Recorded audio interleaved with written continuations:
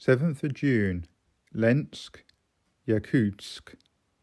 At 0830 hours next morning on the road to the airfield, Yuri called at a small wooden snack bar and managed to get 2 small circles of bread about 3 inches in diameter, plastered with fish roe for each of us. Not a very appetizing filling, nor suitable breakfast to go flying on. The airfield bills were settled quickly, and we were off. Well, almost.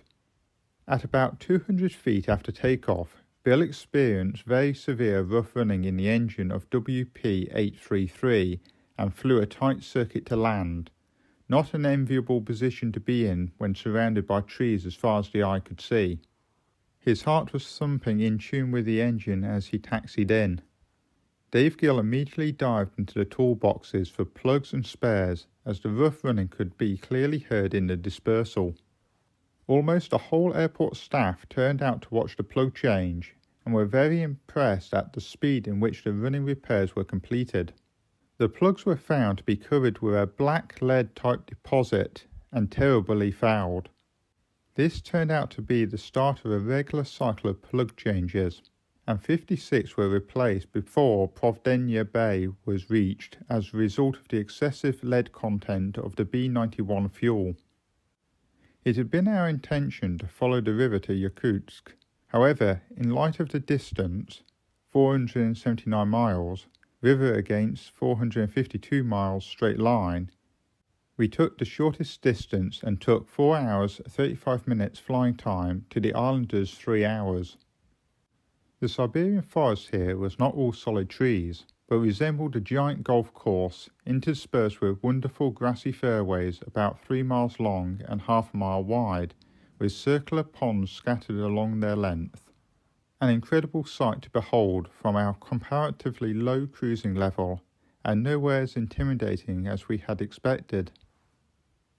Yakutsk, a bustling frontier city, is the capital of eastern Siberia and a centre of regional government. The large busy airport gave us a good reception, which unfortunately did not extend to the provision of services. Fuel for the Islander was quickly dispensed, and lengthy interviews conducted with a crowd of reporters for TV and local radio. Magan, about 5 miles away, had B-91, and we would have to go there on departure for Chipmunk fuel replenishment. The bills were settled very quickly, and we then settled down to await transport. Dave Gill started, and then finished, the Chipmunk 50-hour servicing. A 25-litre drum of oil was decanted into individual litre plastic bottles, and still the transport had not arrived. Alongside the taxiway, the airfield resembled a huge rubbish dump, with old cans, plastic, discarded tyres, scrap metal, etc., all just thrown into a jumbled mess. The whole area is an environmental disaster. Still waiting, we used the SATCOM to advise our wives of progress to date, getting wonderful reception from the dispersal. 4 hours after landing, the transport finally arrived, and we were accepted into the Lenya Hotel in the town square, after being turned away from the first hostelry as it was reserved for union and party members only. At 62 degrees north in midsummer, the sky remained light throughout the night, and with temperatures in the mid-60s Fahrenheit, conditions were not too conducive to sleep.